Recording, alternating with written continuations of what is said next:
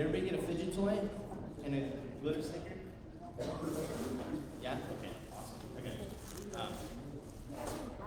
Yeah, we'll pass those around. So yeah, thank you so much for being here. My name is Tyler Elstrom.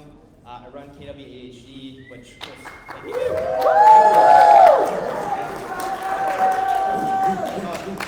I know I'm gonna get emotional because I was like practicing this so many times. I cried every time, so there's no chance I'm not gonna cry again. You mean so much to me. This community means so much to me. If you don't know me, I ran a team that was in the top 100 in the world for Keller Williams with a partner when I was like 27, 28. And then I also have worked as a MAPS coach with Keller Williams for 7 years, and I've done over 10,000 individual one-on-one calls. And I've been in these big rooms, and I have ADHD, I have autism, I have OCD, I have PTSD, and I kept feeling like I had to hide parts of myself, and I'd focus on the stuff that I wasn't doing well, or was late, or I forgot stuff, and just this imposter syndrome. And I didn't realize until I started this that like healed parts of me too, to be around other people. It's like you guys are my people, my tribe, and I fit here more than any other room, and this is where I want to be with all of you.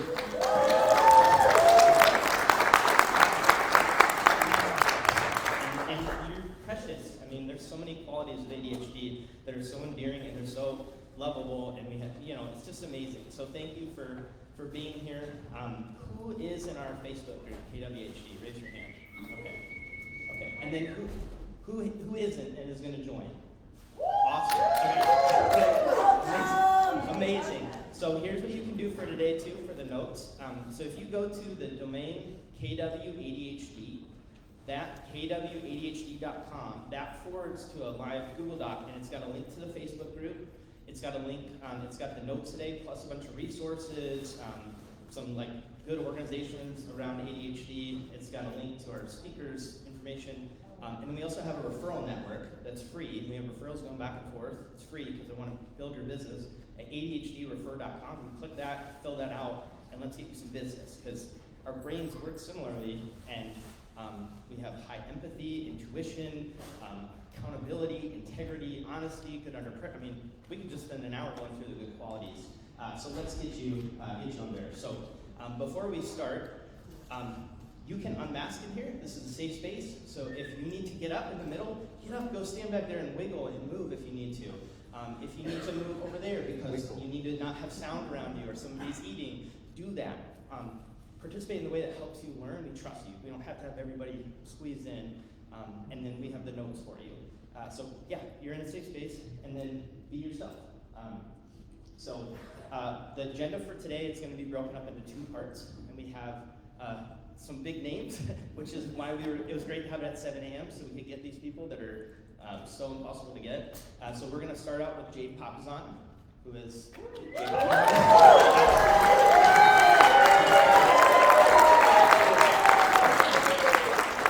amazing person, amazing, humble, successful person, speaker.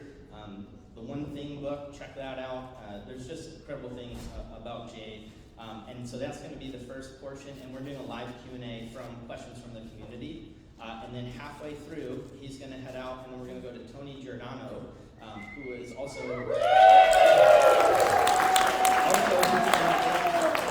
been on CNBC for crypto. He's on Bravo TV. He's also, we got 2 celebrities here, and they're and super humble. Like, these are 2 people that are very successful, that are extremely humble and relatable. And so the ADHD advantage. What this is about today, one, I want you the goal is for you to relate and feel connected and resonate with this. And then also what we're going to talk about, and I want you to look for this throughout the presentation, is the ADHD advantage, which really comes down to the way our dopamine is regulated. And so for us with ADHD, a lot of times we have less dopamine or a surplus of dopamine. So less dopamine, and raise your hand if you've experienced this, man, I need to get motivated. Why can't I just do this thing, right? Have you experienced that? Why can't I do this? Why can't I feel motivated? Why am I tired? Why can't I be consistent? Why can't I do this thing that I'm supposed to do every time at this time? Why can't I time block, right? It can be a lack of dopamine, and so when I'm coaching people, instead of saying, how do I get motivated, I say, how do I get dopamine? So that's what we're going to talk about, because we also have the surplus. Have you had that where you lock on and you forget to drink water and you forget to eat, you forget what time it is, and it's 4 hours later and you're just locked on? Who's experienced something like that? That hyper-focus, right? That's a gift. So when you learned how to regulate your dopamine, all of a sudden you can go longer and harder and faster than anybody else in the industry, and we're seeing it right here. So that's what we're going to talk about. The second half is those skills integrated, and Tony's going to share the examples of how that's integrated in his business. So 2 parts. So look for the little dopamine and look for those patterns, and we'll do a deep dive when we get to Tony. So I'm going to stop talking because I want to hear what you have to say, because I already know what I'm going to say. And, and let's ask you some questions. Awesome. Okay. So, and I'm going to dig right into it. Okay. All right, Jay. So the first question from our committee is, what was the turning point in your life when you stopped seeing ADHD as a struggle and started seeing it as an advantage? So I was sharing with you, I don't have a formal diagnosis. When I was growing up, I mean, I'm 55, like, they talked about kids that were hyper, but like they didn't know exactly what was going on. And so pretty early on, I figured out that caffeine and nicotine and tiny bursts of things like that helped me get focused. Totally. Not helpful in the long run. But like I was probably self-medicating from probably 17 on. And I did get rid of the nicotine, so yes, kicking the smoking is good.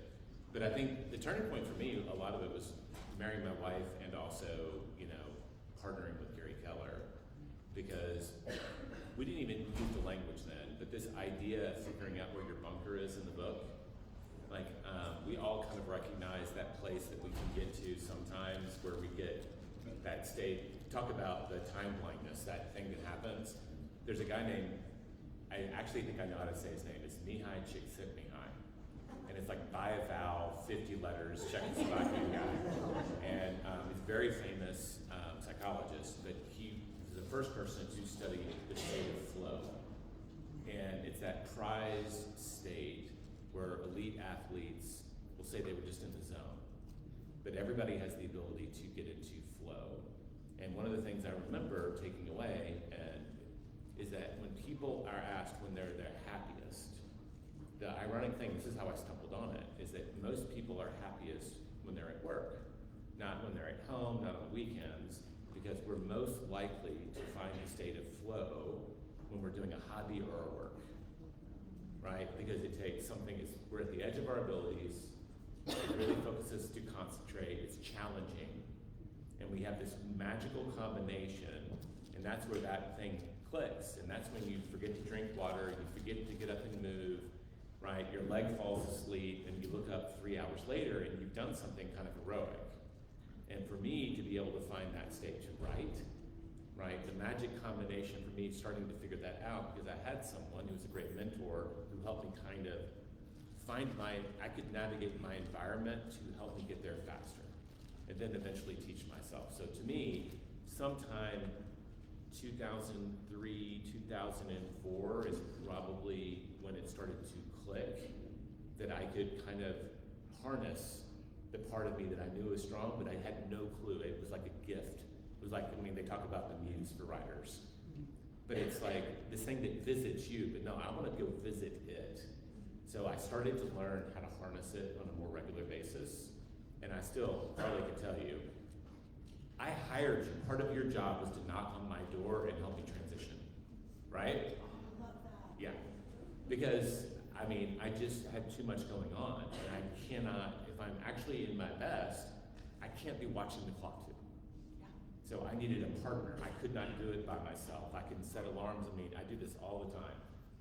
Set a 20-minute timer. Because I need something to physically vibrate on my arm to tell me it is time to transition. There's no clock that's going to do that. So between this watch, God bless it, and Carly, I can usually kind of manage the chaos of my day. So it's just figuring out for me, I didn't have the knowledge it was dopamine. I had no idea what was going on. I just was hacking my way through it. Can real quick, raise your hand if you've read the whole book, The One Thing. Okay, the whole thing, not at once. 20-minute intervals. Who has not read The One Thing? you really need to read that book.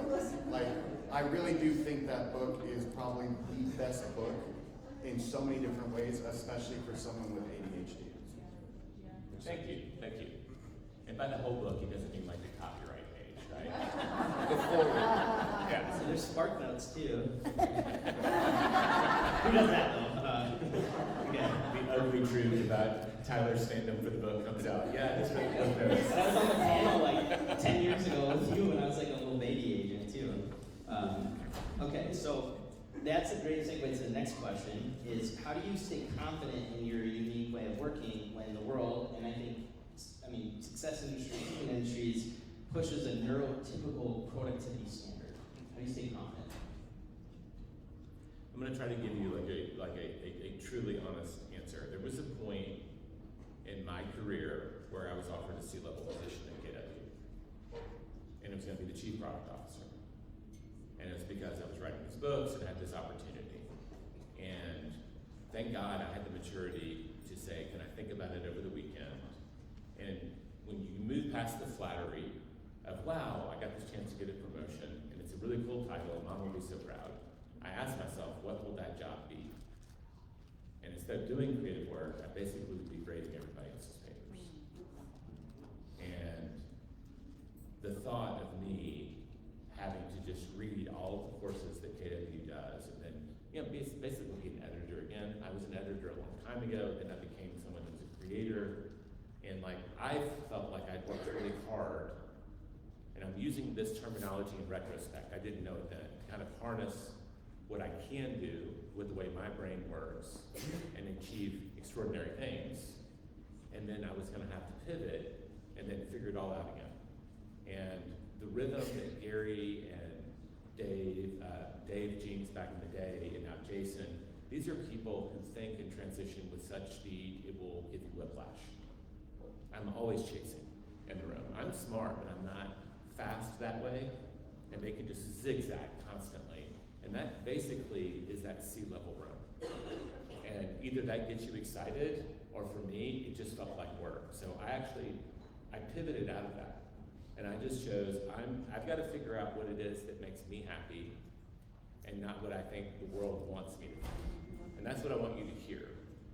Like if you're comparing yourself to people that you think you should want what they have, you don't know what their life's like. You don't know what the problems they are. You just don't. We all look, it's called the spotlight effect. We walk around and we think everybody's looking at us. But the problem is, everybody's walking around thinking they're in their own dead-gum spotlight, thinking everybody's looking at each other, which means nobody's looking at anybody else. But it's really easy to imagine that that person has it better than me, or I should want that. But the shoulds are a really, really toxic thing. That word is toxic. You just don't, like Dave James, my late partner, he says, stop shooting on yourself. So I just say, if you could do one piece of work, is what is it that makes me happy? Where is it where my strengths show up? Where do I get to shine regularly? Where are my people? And then just let other people envy you for your choices. I promise you they will. But it's not the title, it's not the status. Those aren't things that actually matter to anybody. Not that it matters to me, let's put it that way. I'm sure there are people that does matter. I don't want their life. And I got clear about that, and that was a gift, and I got to pivot. And I effectively put a cap on my career at Keller Williams in that moment. And I remember, there was two things. Gary wanted me to lean into that, and he said he wanted me to start working out at the gym with him in the morning, because that was the time that we could have our coaching. But I was the morning dad. That was my time with my boys. And I asked Wendy, I was like, I think I'm gonna lose this opportunity if I say no to giving up our mornings. And she goes, give them up. So just figure it out what matters to you and lean into that and don't look back. Don't look back. Has anybody thought about buying a house? Think about the house you thought about buying 10 years ago. Do you wish you bought it today? Yeah, they all work twice as much. But I know the houses that I didn't buy that I know I should have bought, I don't drive down those streets anymore. I don't want to look at that duplex that we sold because we were idiots. I have a duplex that I don't want to go by. I don't think that's Sometimes I need to torture myself. so, It's fine. so don't drive by the choices that you chose the other way. Because the rehashing that, I don't think is healthy for us. What I heard in that too, I mean, is don't put yourself in environments that aren't meant for you and then beat yourself up because it's going to hurt your confidence. So it's like, don't even be in that environment if you can help it. That's brilliant. So that's a Real quick, I want to go on that too. Also with social media. Stop The guy who scrolling. wrote the social media book. Yeah. Because I put it first, I put it before everything, we're gonna get to that after Jay leaves. But stop scrolling to your grave. And here's why. Don't follow things, like he's saying, don't drive down that street that has that house. Don't follow things on social media. When you're in there, like a competitor of yours that always gets the listings, if you see that and you go, gosh, why did they get them? Unfollow. Don't follow things that give you some type of a negative feeling. Okay? Yeah, good. I love that. So I mean, you have so many cool things. We'll get to that in yours that you've done. I didn't even share that it's social media. I mean, we'll talk about that. So this is another question. I think that's a good segue. You mentioned like being a parent. So what's been some of the biggest lessons you've learned about raising neurodivergent kids while being neurodivergent yourself?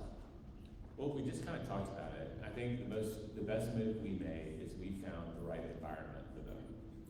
And our kids were in a blue ribbon school, and we loved. I mean, I'm still close friends with a lot of the neighborhood dads, and Wendy is the same. Like, we lucked into this really beautiful blue ribbon school that I could walk my kids to. Like, it was ideal. But I remember our youngest, Edward, in second grade, he was reading 800-page novels. And we tried to get him in the advanced reading track, and they were like, no, he doesn't check all the boxes. And we're like, are you kidding me? Like, why is he reading this like little kid book? He's reading these giant novels. He's so incredibly bored. And they had such a strict, and this is a great school, and they are understaffed, and they don't have the resources to handle edge cases, right? So I understand that, but they had such a narrow version of what normal and extraordinary look like, and I get emotional. I have to sit down. Yeah, I saw your eyes. Yeah, you want me to speak for a second? Give you a second? Or? No, I'm good. I'm good. I mean, I weep all the time. So. We're all gonna start crying. We're gonna get you guys going. You're left hand, the only one who doesn't cry yet. Edward loved dragons. Every year for like 6 years, he would ask for Christmas. He would ask for a real dragon egg, and we was like, dude. And like, I literally one year I was like looking up, and I buy like a fossilized dinosaur egg, and they're really expensive. So I'm gonna give that to a 7-year-old or whatever. And but the last day of second grade, they had to draw a picture of themselves in second grade, and he drew a picture of himself crying, dreaming of dragons.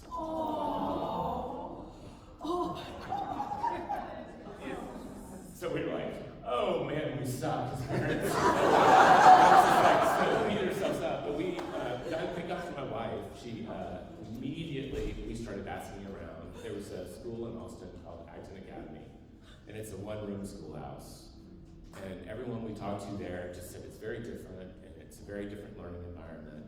And so we went to the open house, and there were 95 couples applying for 2 open spots. And I just remember thinking, we're screwed. Like, I think this is the right move for our children. And I just walked away really discouraged.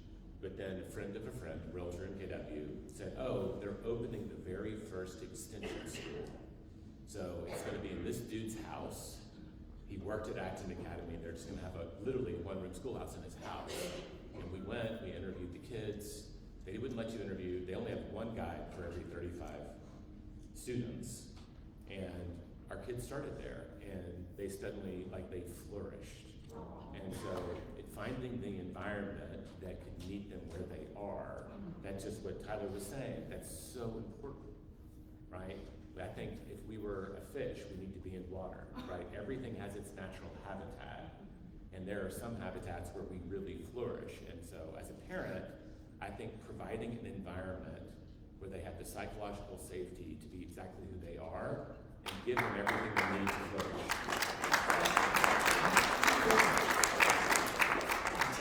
That's amazing. And if you've been on, I do a free education call every Tuesday. I interview different people in the industry, and you'll see that when you join the group. If you've been on those, you've heard me say that studies show as ADHD kids, we get 20,000 more negative messages about our behavior by the age of 8. 20,000 more negative messages. Why did you forget this? Why are you late? Why did this take you so long? Why are you having a meltdown because school ended or school started? Because task switching, all this stuff. And so if you're like me and you have some self-esteem stuff, duh, right? Like, it's normal, and having the knowledge, and now we're able to do this for our kids. If you have the knowledge, just get them in an environment that works for them. And if you didn't have that growing up, that's why it's so important to kind of unpack that and do that now versus I've got to play this neurotypical game or I'm not good enough. Why can't I do it this way?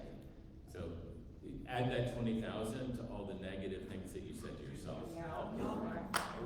Right? So that's why you have to get in a place where, I mean, you're constantly acknowledging the benefits of how people naturally are. We need to be hearing that and reinforcing that in our own heads too. Yeah, because Einstein, right? I mean, he had ADHD, he had autism, dyslexia, and they thought he was mentally handicapped until he was like 5, right? So think of what he experienced in school. So if you feel different, it's because you see the world different and you have something different to offer. Because look, you know, I know we've got. We're gonna kidnap you. We're gonna I don't know where you're going, baby. So sorry. I don't need to share anything. We got 10 more minutes. Oh, okay. Thank you, Bob. Yeah. So you're saying I don't get to go to the bathroom. I'm joking. You Do we mentioned need to say hi to the virtual crowd? Just we while can. we're here? What's going on, virtual crowd? All right. Please say hi back. Yeah. So this is a. I know that a lot of people have this as a question, right? You mentioned like your wife, right? And she's neurotypical, wonderful. Just in general, when you're working. Just the word typical with my wife is hilarious. Keep going. Yes, neurotypical, but in no other way typical. Neuro different, yeah. And so and I know we have like relationships, and this could be anybody, if it's a friend, if it's a coworker, if it's a staff, or it's a spouse. What have you found having ADHD and having such a great bond with someone who doesn't? What have you found that's helpful, or any tips for people? I don't know that even in retrospect, that I can give you like perfect wisdom around that. I mean, we've been married 25 years. I'm super proud of that. It's been a lot of work, and I just think any relationship, any family is a lot of work, and it's also the most rewarding work you can do. So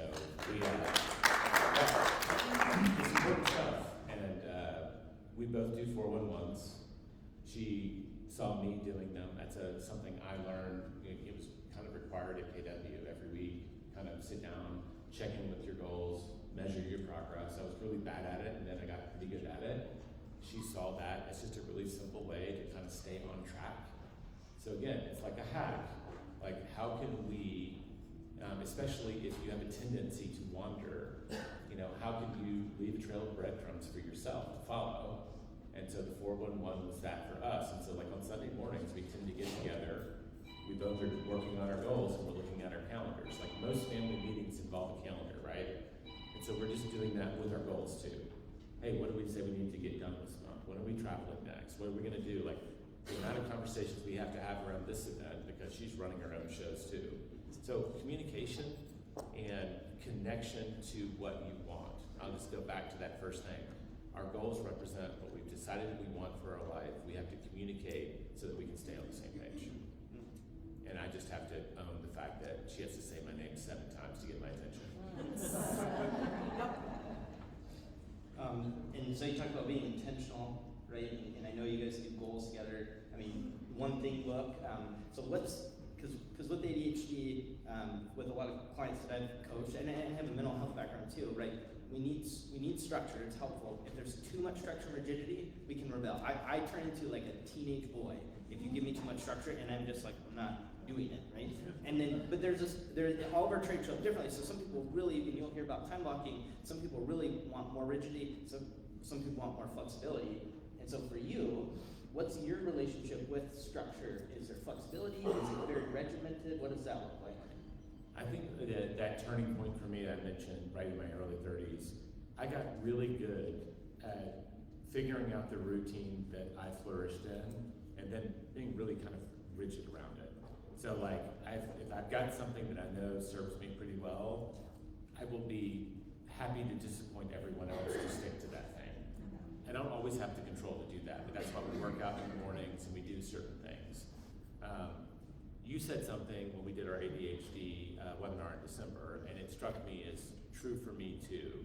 You were talking about, like, if you know you have to work out, like, you don't want to work out at 6 a.m. every day. If I'm misrepresenting, call it out. Yeah, I mean. Yeah, but what you did is you gave yourself a menu of choices, all of which were good. And I thought about that a lot since you shared that. I was like, oh, I remember thinking, the one thing, what's your one thing? And the truth is, like, I'm never just working on one thing, even in my creative space. And I read a research paper that the most accomplished mathematicians, the people who win like the Marshall Award and all that stuff, and like these are the brainiacs of the math world. They're almost always working on 3 math problems at a time. Yeah. And it was like, what? And it's like, it's not doing it at the same time, but when they show up in the morning to do their work, they have a choice, and one of them is talking to them and saying, pick me. And so their creativity has an outlet. So they have 3 good choices. I'm saying 3, might have been 4, might have been 2. And I do that all the time. I've got a giant list of all the ideas for the 20%er, right? That's the newsletter I write on Fridays.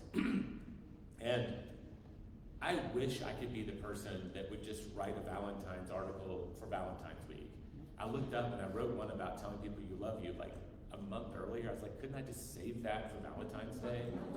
But like, I can't work that way. That was what was on my mind and in my heart. But I figured out how to give myself choices. And I even do that when we're writing books.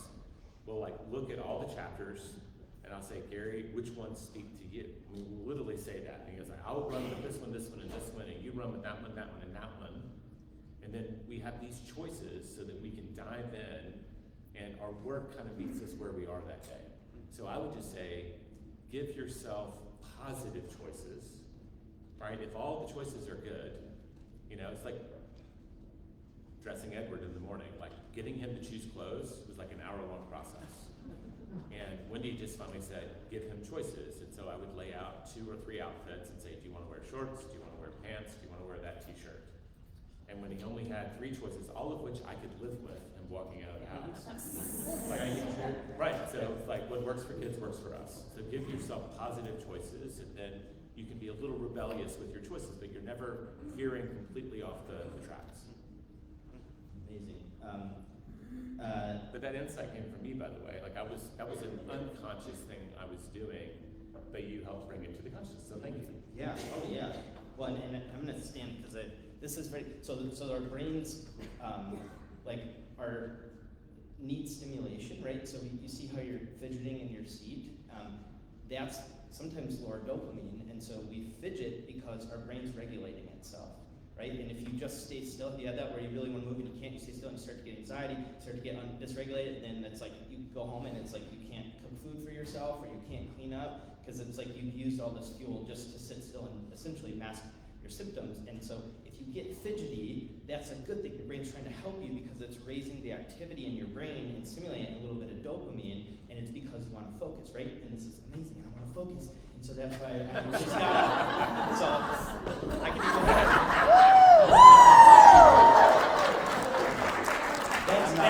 That's me unmasking. I would just be like, so if you can tell I have the hyperactive tape, and it's, so yeah, so I'm just gonna stand.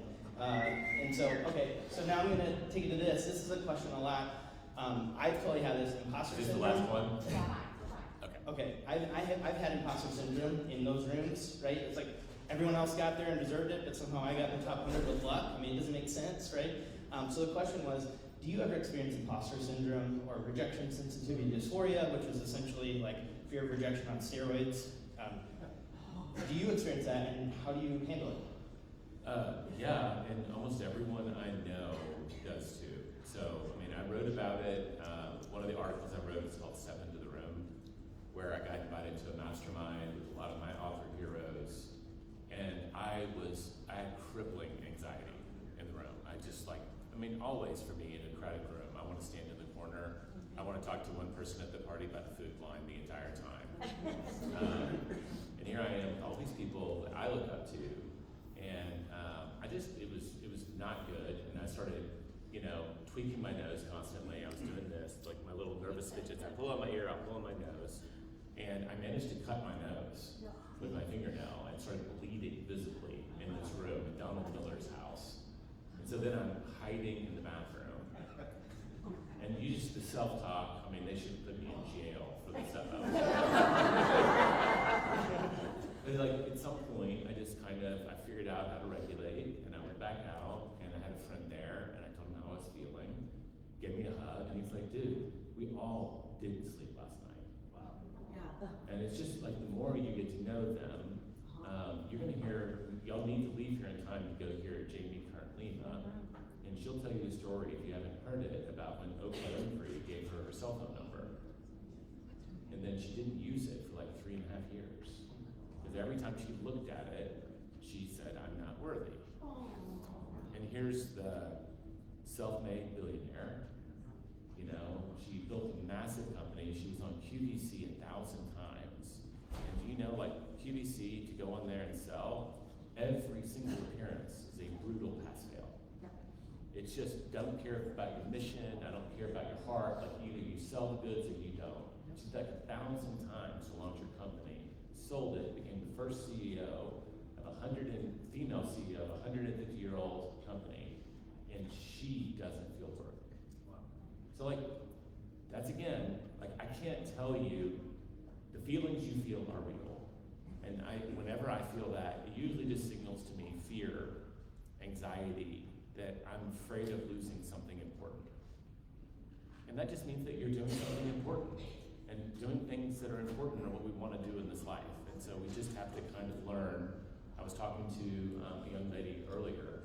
It's everybody falls down all the time. What you learn if you stay on the journey is how to get up faster.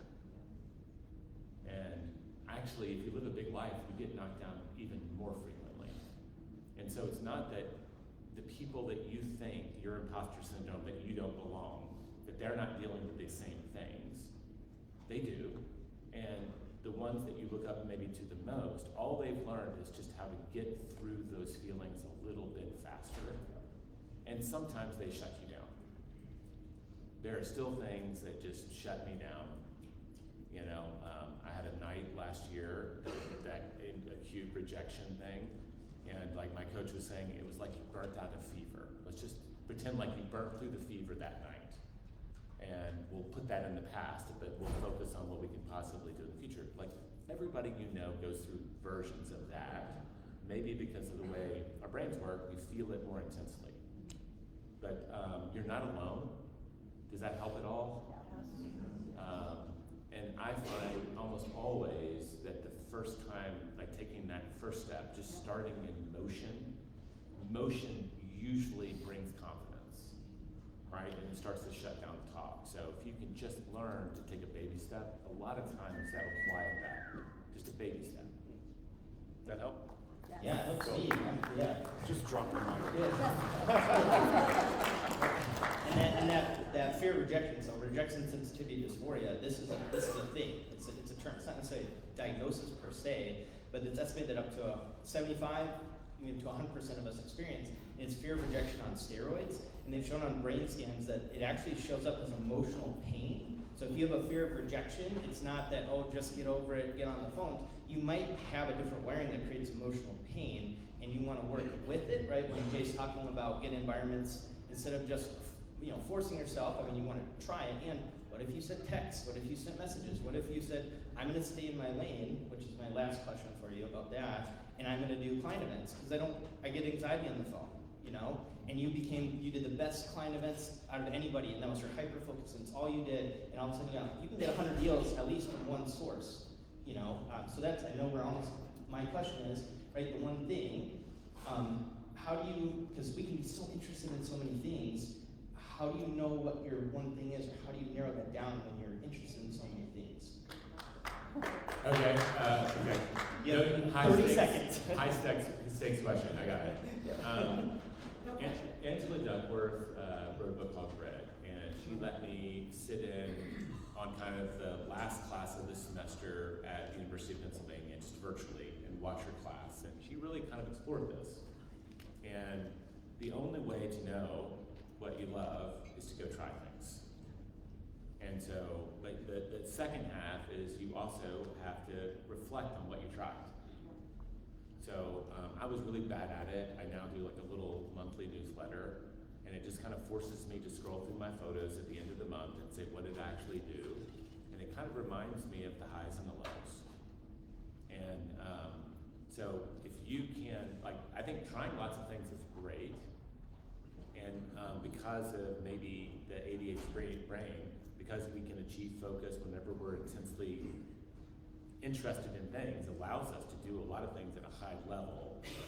Your calling is probably going to be those things that the combination of things that you enjoy, things that challenge you, right, and that you gravitate to kind of naturally. And it might not be you that notices it. It might be your coach. It might be your spouse. Like, you might need help. It's really hard to get perspective, you know, on your own life. It's really hard. But I think it's totally awesome. I would tell my kids, go try things.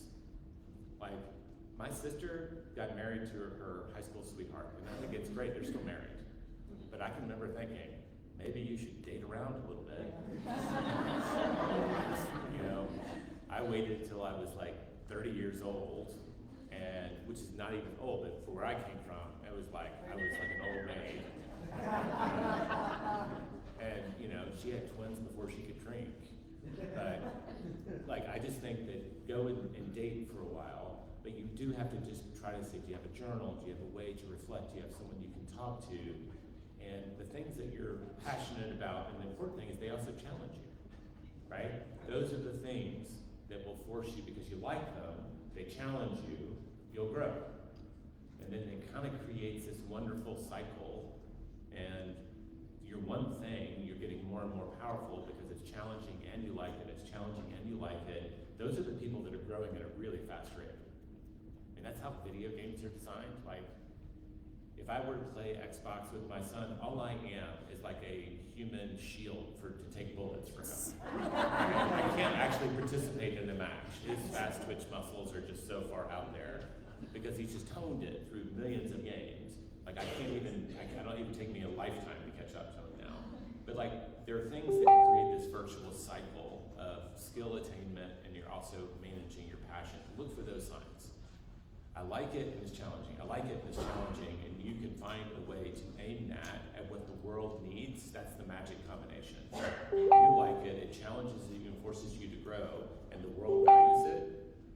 That's like a magical combination, because if the word values it and you're getting really good at it, you're going to get paid money to do it. Does that make sense?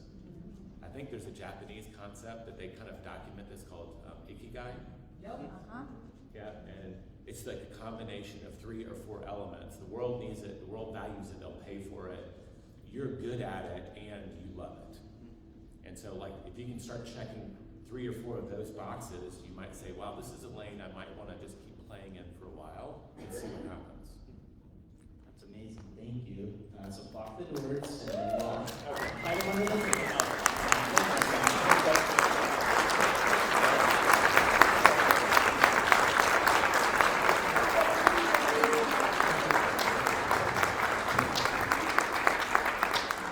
Thank you so much. So we got Jay a little bit, and so unless they kick us out, is it okay if we go over 10 minutes max, so then we can get the full time with him? Okay, and if you have to go, you can go. So this concept of dopamine, this is really like what I'd like you to, one of the biggest pieces to take away is this concept of dopamine. If you came in late, the notes, the links to join our Facebook group, go to kwADHD.com. If you came in late, you've got the notes, we've got all this, kwADHD.com. So dopamine, you learn how to regulate that. That's literally how you hack your system, right? And there are 5 things that create dopamine in our brains, right? Because we have a lack of dopamine, we can be understimulated, we can also be overstimulated. If you've had that where it's like, I'm bored and now I'm overwhelmed, I'm overstimulated, and we can vacillate between those like all throughout the day. So those are the things we want to regulate. So there's 5 things that create dopamine in our brains. You get your business, your lead gen, your life, your schedule, everything into those, you're gonna have a continuous flow of dopamine, and you're not gonna have these motivation issues. You're not gonna have like, oh man, like I don't time block in stuff to do ADHD because I'm already doing it before I realize I'm doing it because it's like my special interest. I love it, right? So I don't have to have a rigid routine. I don't even need to time block because it happens and I have to stop myself. Have you had like a special interest or something you love that you like? You just, it's like you don't even put it in, it feels effortless. So that's the goal. So there's 5 things that create dopamine, and this is what we want to get your business in alignment with. So the first thing is, and the acronym is INCUP. That's what these 5 things. So INCUP stands for interesting, new, challenging, urgent, and passion. So if something's interesting, does this resonate? If it's new, if it's challenging, if it's urgent, or if it's a passion, all of a sudden we don't have the executive function issues like trouble getting ready, trouble getting started, trouble getting motivated. We feel inspired, the dopamine's flowing. So again, if you have that question, how do I get motivated? Switch it with how do I get dopamine, right? So interesting, new, challenging, urgent, and passion. This is the way to hack it. And so we have Tony, who's gonna help us demonstrate how to go through that, because I think you really live that. And I'd actually love for you to give your bio, because there's so many, talk about ADHD and being so talented. There's a lot of different avenues that you're gone to the top at. So if you wouldn't mind giving your bio first. Right? I'll try to do this as quick as possible, but Tony Giordano got into business 26 years ago, walking door to door to sell cell phones for AT&T, walked into a mortgage company, they offered me a job, and I started selling loans. Then I switched to the sales side in 08, 09. Pretty much just my business blew up doing a lot of things online that I write the books about, the social agent books, the social agent 2.0, SEO, pay-per-click. And it was because I always need to challenge myself. So as Jay just said, think of something the world values and learn it. So if there's 1 billion people on social media, they obviously value it. So I started learning it before anybody was doing it correctly. And then I just became a coach and, franchise owner and all that stuff. And you're on TV, and you're like the CNBC crypto expert. Yeah. Once again. No big deal, yeah. So once again, go back to challenge. When somebody came up to me at a conference that I was speaking on technology and social media marketing, video marketing, and he goes, hey, you're a techie. This is 2013. Hey, you're a techie. What do you think about Bitcoin and cryptocurrency? And do you think in the future somebody will be able to buy a house using Bitcoin as their form of payment? And the seller will accept it as their form of payment. And I just said, it's 2013, so it's early. So I pretty much just said, I think it's too early to know. There's probably gonna be regulation, but the common sense thing to anything is anything that tens and tens and tens of millions of people embrace as some new form of value or process or payment, it won't just find its way into real estate, it'll find its way into anything if enough people are behind it. As Jay said, if they see value in it. And he was like, great, I have clients making millions in Bitcoin, they want to park it in real estate, blah, blah, blah. He walked away, we exchanged cards. I took my phone out, I went into Google, and what do you think I searched?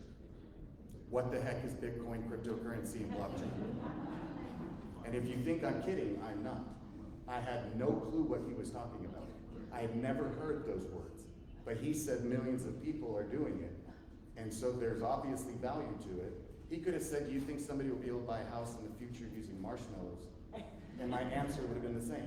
Tony Robbins teaches this, controlling conversation. Well, I think it's too early to know. Could be regulated, there might be some liability. But if tens and tens of millions of people want to start using marshmallows as a form of value and process, they won't just be able to buy a house using them for real estate, you might be able to buy cars using marshmallows. So, when I see something the world is valuing, I learn it before anyone. So not only can I benefit, but my biggest passion is teaching and getting people to not believe in what they hear, to do your research yourself. That's, and the interesting part, right, is that studies show we have 10 times the amount of thoughts as someone without ADHD. I mean, it's ADHD is known as abundance of thoughts. And there's two types of ADHD. We have the hyperactive, which you can see being demonstrated, right, when I did my little 360 stillfish grab.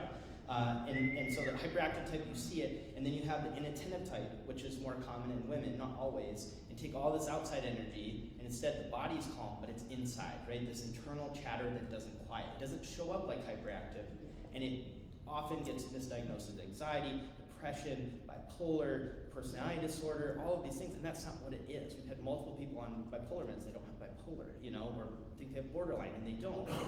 And so that's, it's just important to, I guess, validate yourself and understand that. And then with the interesting thing, like we have the 10 times the amount of thoughts, and so you have this internal chatter, and you're just hungry, you're just curious, and we are more innovative, right? There's so many inventors that had ADHD, like the inventor of the light bulb, the phone, and so what I'm hearing is that instead of you just being average or, oh, that's whatever, it's like you're going off on these things and letting your thoughts take you, and being innovative and taking risk, which is the ADHD mind. I mean, that's ADHD advantage. Yeah. And you're huge in crypto. Yeah. You're in CNBC. I mean, you're the expert. They heard. Yeah, I mean, I just keep saying that because it's like, I mean, it's a little closer. Yes. It's, we take a picture. Every 90 days, you'll see me on CNBC on like Squawk Alley or Fast Money talking about how blockchain and crypto are in our industry now. And we're not talking about that today, but I promise you, if you are not taking this seriously, if you are not taking cryptocurrency and blockchain seriously, you are not only going to be left in the dust, but you will not create the wealth that 5% of the world will still create in millions, because they want to own it all, which is why they have bad media on it. It's why all the big governments are buying it. USA bashes it all the time. Number 9 whale in the world that owns it. So like for the takeaway, right? Like choose things that are interesting. See how passionate he is about crypto? Like choose things that are interesting, and then you don't have to block time to read about it because you have to force yourself, right? So that's the first part in income is interesting. Make it interesting. And then the next one is new. So with you, I mean, we know that you're structured, right? How do you keep things new when part of success is sometimes a consistent boredom, I'm gonna sit down. It kind of goes back to what we're saying, research, things that are new, things that the world are embracing. Now I get to learn something new. I mean, if I was still only speaking on social media and only writing books on social media, right? But the beauty behind social media and our industry as real estate agents is it's constantly evolving. And you're constantly having to learn new things. So that going back to interesting, do you have interest in being a real estate agent? Is it an interest of yours? Do you enjoy it? Is it fun? Awesome. That means now you're constantly going to want to learn the new things that are coming out and the new ways to approach business. Why do you want to go door knocking if the new way is door clicking? The modern day front door on social media that says 24 mutual friends, 7 similar interests. You both have a dog named Roxy. Front doors of old houses don't say that. So it's just learning new things, I think, is important to me.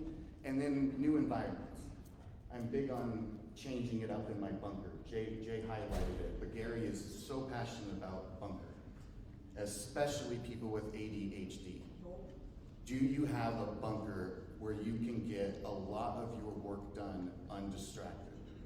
And I don't care if it's a corner in your garage, I don't care if wherever you need this bunker, but it motivates you. You have pictures and things that inspire you. And I change that up constantly. Now I have somebody that does it. I say, hey, come in. This is the theme I want. I want to change the art. I want to change my surf art to like just waves or whatever. And it just makes it new and exciting. But I'm always looking for new ways. That's great. And then with the newness, I mean, one thing that, have you ever had it where like, oh, I want to go work at this coffee shop, but I want to save money and not spend like $7 on a coffee? Have you had that? If you go to a new coffee shop and you spend $7 and you get 3 hours of work, wouldn't you pay $7 to like have that work done for 3 hours?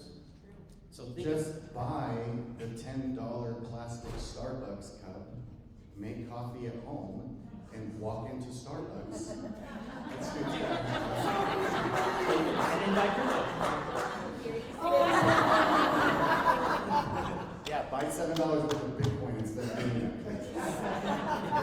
and then switching up your schedule, right? So you might have, instead of having the same routine every time, maybe you have A, B, and C, and when A gets stale, you move to B instead of just time off is not for me. And then when B gets stale, you move to C, and then you rotate. So it's always new, and it's always creating dopamine, So that was interesting, new, and now challenge. So challenging. How do you challenge yourself in your business, and what advantage do you see? Because we thrive off challenge, a lot of us. So, I am extremely competitive. I've just always been very competitive. I'm not as old as Jay. Nowhere near. I'll just say nowhere near. Okay, he's 55. There's not even a 5 in front of me. So just go way back. But I'm still not telling you my age. What was I saying? See? You were saying about challenge. Yeah. So I'm extremely competitive. But I also, like Jay, wasn't formally ever diagnosed with it. I just kind of missed my generation, but I was the daydreamer and the C-average student because I felt like I was smarter than the teachers, and they didn't motivate me. I did want to read the 800-page novel and not the, Along Came a Storm, book that had 22 pages. So because of my competitive nature, I always, when I coach agents, I tell them, you have to focus, no matter if you like them or not. All of you know who those competitors are in your market, but you all know your number one competitor. That one person that you're just like, God, I just want to beat them so bad, right? You have them in your mind. I know you can all name them. And every morning when I wake up, I tell myself, what can I do today to take him out? And that person is me. I am my number one competitor. And I literally look in the mirror every morning and I say, I'm gonna kick your... And so I only focus on me. I don't focus on my competitors. I don't follow them, or I mute them so I don't see what they're getting. I don't follow other big speakers that get other events that I didn't get asked to be a keynote of. I don't do anything that frustrates me. I don't focus on them, because who else do you need to just focus on? And all I want to do is break his record over and over and over again. So if yesterday he woke up at 5 and he told himself he was going to wake up at 4:30, then tomorrow I'm waking up at 4:30 because I need to beat that record. Not continually beat the record until it's midnight, but you know what I'm saying. So first of all, think of things you've succeeded in throughout the day already. All of you have succeeded massively this morning. Why? Because you showed up at the earliest session. So you already have a huge success, right? That's a huge success. I almost didn't show up. So you succeeded, and that's why there's this one Marine, he's a former general, and you've probably all heard it, but he has this very motivational speech, and he says, start your day with small achievements. And one of those achievements is make your bed. Make your bed and watch what happens. And now you just want to continually beat your own records. You want to just focus on yourself. What can you do to challenge yourself to do something better than yesterday? That's amazing. I love the competitive. Can you feel that? Does anyone want to compete against him? Yeah. Yeah, you do. Who wants to compete? All of your hands should want to go up. Let's go. Yeah, let's go. But look in the mirror. I promise you. Look in the mirror. Talk to yourself. It's crazy, but it does work. That's amazing. Because if we compete, you're not competing against me. You're one-upping yourself while I'm watching you, and then trying to, right? That's why you move forward so fast. And that's just powerful. Okay, so that's a challenge, right? And embrace that, how that works. And then we have U for urgent. And so how this works too, right? Urgency creates dopamine, so this can be helpful or it can be a hindrance. And so you're working on something and you get a text and it's a flustered agent and you go right to it, even though you're doing an agent or something important. Why? Because your brain, urgent dopamine. And so we're gonna be drawn to some of that urgent stuff because it creates dopamine, right? It's like, oh, I gotta set up my contacts in command. It's not creating dopamine. It's not new, it's not challenging, you're not passionate about it, and then it's like, oh, thank goodness something else came up so I can just do this. So that's where you're gonna take income and and you might go to the coffee shop, right? You might do it at any time. You might set a timer. You might do what's called body doubling. You have somebody sit with you, so it creates urgency. We have a free body double 24/7 Zoom room and a chat in KWHD, which is on that kwhd.com. So you can message in there and go on and work on cleaning a house while another Keller Williams agent in Texas is cleaning a house and you're in Florida. So that's open 24/7. You can coordinate that in chat. So body doubling is really good. And maybe you play music while you do it, right? Or you eliminate distractions. And so you're gonna have to do tasks that maybe aren't dopamine producing, but you apply and you make them dopamine producing, right? To then create the dopamine versus I need to get motivated. Why can't I be more disciplined, right? So now we move, speaking of discipline, that we move to urgency. The other side of that is like time blocking, right? How do you do that? How do you do your day instead of going to the urgent stuff? So it is the number one thing that is the worst thing that real estate agents do. They are horrible at it. A lot of business people are horrible at it because we don't truly value our time as we should. But one of the easiest ways to create urgency and to start time blocking naturally is, and you've heard other people say this, but I go way deeper.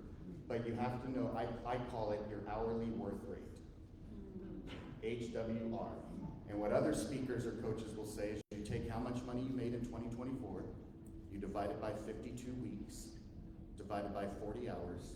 Don't say you work 70 hours a week as an agent because you got a phone call at 8 o'clock in the morning and another phone call at 8 o'clock at night, but you had a 2-hour lunch with your girlfriends and yoga. So we work about 40 when you collect it all, combine it all. So that's how much money you made an hour last year, technically. But I don't say that because that's your hourly rate. Your hourly worth rate is how much money you want to make. And if you want to make $1 million a year, you need to divide that by 52 divided by 40, and that's $433 an hour. Now divide it by 2, and that's just per 30 minutes. Who are you going to let take 30 minutes of your time now? Are they worth $200? Is that coffee break with just your friend because they just want to catch up in the middle of a workday worth $200 out of your pocket? Is that urgent text from that agent who just needs help when you're doing your prospecting and 20% to get revenue? Is it worth $200 of your time? Or I'll do that later, but I need to focus on what I actually want to make. And so Bill Gates has that down to seconds. Like in his book, he says if he's walking in front of a bank and he sees a brand new, crisp $100 bill on the sidewalk and he knows that it doesn't even have any germs because it just came right out of the bank, he will not stop walking, bend down, and pick it up because he actually spent more money taking the time to pick that $100 bill up. That's Bill.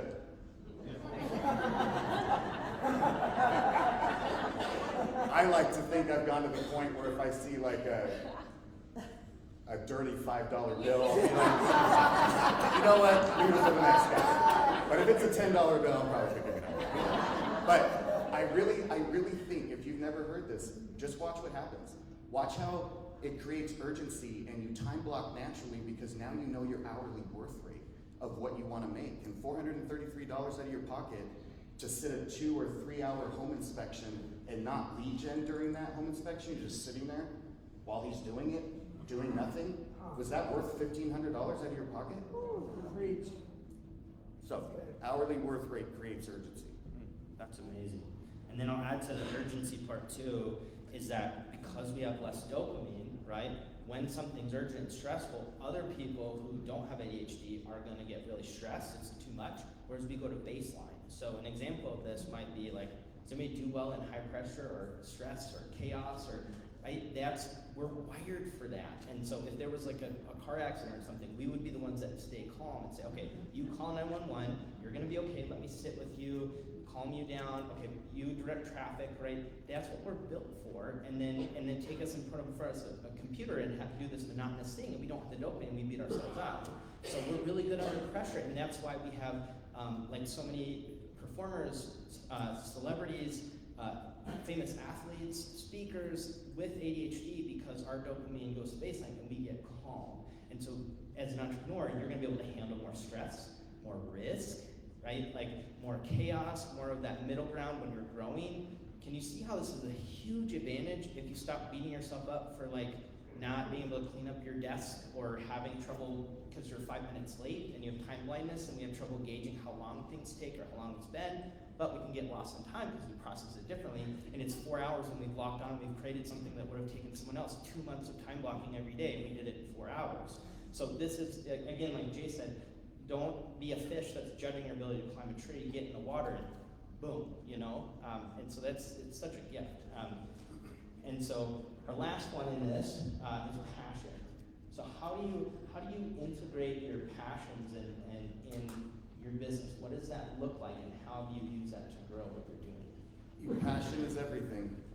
If you don't have a passion for what you do every day, it's useless.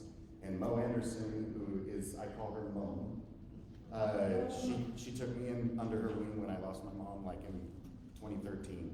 So she's literally, I call her Mom, and we talk all the time. But in her book, and what she always professes is approaching your business every day without a passion for what we do and what we help people achieve in their life and creating wealth and the American dream. If you don't have a passion for it, it's useless. You're just never going to really do the other letters of that acronym if there's not a passion for it at the end of the day. I mean, it starts with passion. How do you find your passion? Because nobody's 3 years old and wants to be a realtor when they grow up. So, how do you find your passion for it? It's for what it's going to create later in life, right? What real estate's funding? You know, it's not me. Gary always says it. We create the life we want, right? We design the life we want. Real estate's just the funding mechanism for what we want to achieve. But do you even know why? Do you know your why? Because I hear a lot of people, for every 20 coaching clients or audiences that I ask this question to, only about 15 say, yep. So 5 haven't even worked on it. Out of the 15 who said, yes, I know my why, when they tell it to me, 13 of them don't know their why. Because they didn't go deep enough. I want to retire early and create a legacy for my children. That's a great reason to work hard, but why? What do you mean why? Why do you want to create a legacy for your children? Well, who wouldn't? A lot of people. Why is it so important to you? Because I didn't have that. Why? Because I grew up from a very poor family and I was abused. Why? Because I had a horrible father and I promised myself I would never do that. And now we're getting somewhere, right? So I always say, be an annoying 4-year-old and keep asking yourself why until you get teary-eyed or whatever it might be. Because that's all 4-year-old. Why is the sky blue? It's not sun. It's black. But it looks light blue. That's because the sun is out right now and it's reflecting off of Earth. Why? Because it's really bright. Why? Because it's a big ball of fire. Why? So that we stay warm. So, keep asking yourself why, whatever you think your current why is, and go deep. And what that will do is now you know why you work so hard, because now real estate is funding that why.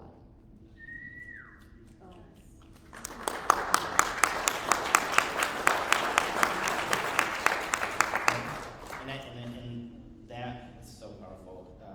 Applying that to your lead gen too, the amount of coaching clients I have that have these lead sources that they're specializing in, that they're not passionate about, that they don't actually care about, and they're trying to force themselves to do it. Like, do the same thing with the source you could choose like two. You can choose your sphere and database and one other source, and that's all you do, and you could hit 100 deals within 12 months. If you go all in on those, and those are the things you want to do.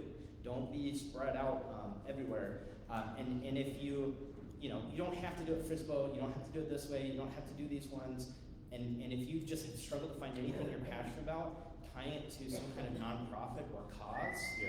I mean, your database, this is one of the things that works. If nobody can find something, your database could be a volunteer database, and your lead gen calls are calling all the people in your community like, hey, who do you know who needs help? I have a whole database of people that help, and if you want to be on it, let me know, because I send out a newsletter each month with all the volunteer opportunities. You're creating community. You're not asking for business necessarily. You could even donate, 10% of every sale back to this nonprofit, back to a women's shelter. Like, don't settle. I feel emotional, but don't settle. You have this empathy and this incredible gift to the world, and you think faster, and you have this deep heart, and you're intuitive, and I mean, everyone in here is special. We've been through stuff. We've been told we're not good enough or felt that way, and so our hearts are big. They're so big, and there's so much you can do, and so don't put yourself in a box because you're stealing that gift from the world. We need you. Everyone's so different and amazing. So I have to share a little bit on this. My youngest son has autism.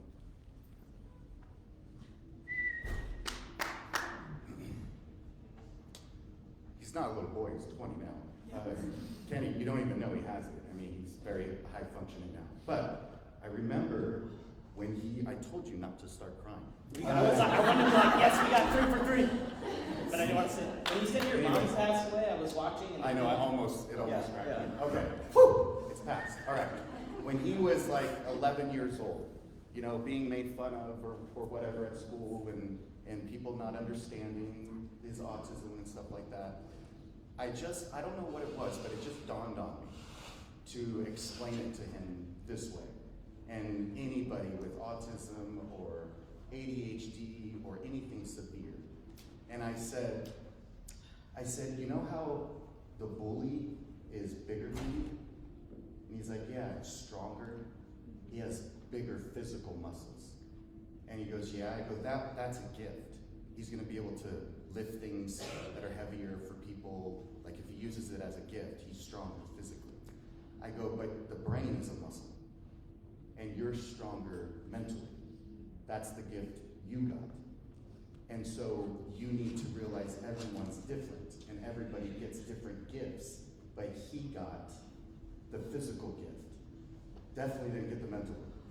You got the mental gift. You're stronger here. And because you're stronger here and they can't see it, they don't understand it. You can see why he's stronger. He can't see why you're stronger. So just focus on your gift and be strong. And then that was kind of it. So focus on your gift. All of you in here, I can't stand the word suffer from ADHD. No, I prosper with ADHD.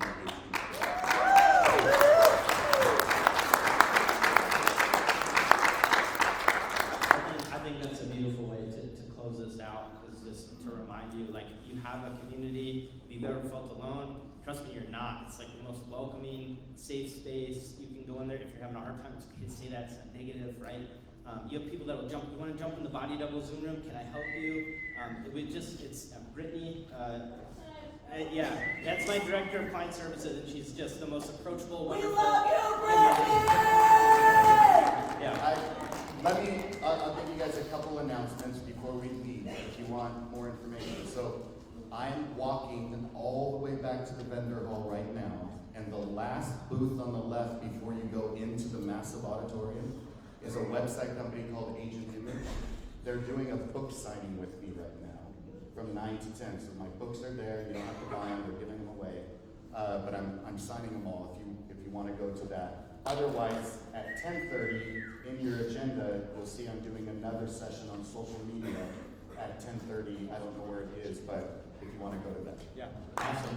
Thank you. We've got stickers and vision codes and we can get on. So thank you so much, and we'll see you in the Facebook group.